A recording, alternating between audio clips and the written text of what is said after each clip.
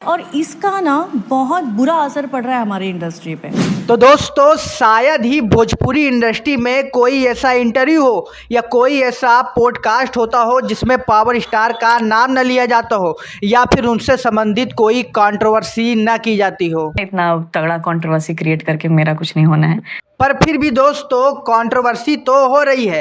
कुछ दिनों पहले रानी चटर्जी जी का एक पॉडकास्ट रिलीज हुआ था जिसमें वो सीधे शब्दों में कह रही हैं कि भोजपुरी इंडस्ट्री में कोई भी महिला कलाकार आती है तो ऐसा हो ही नहीं सकता कि वो कोई कंट्रोवर्सी ना करे। ये लोग इस तरह का क्रिएट कर रहे हैं।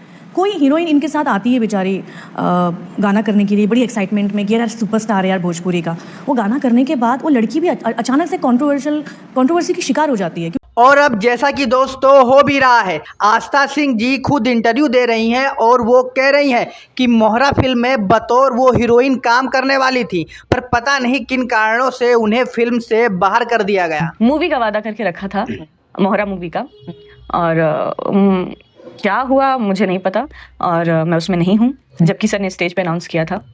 तो पता नहीं क्या ऐसी गलती हो गई, मुझे समझ ही नहीं रहा मैंने ऐसे कौन सा पाप कर दिया है। जबकि खैर दोस्तों, आपको क्या लगता है कमेंट में जरूर बताइएगा।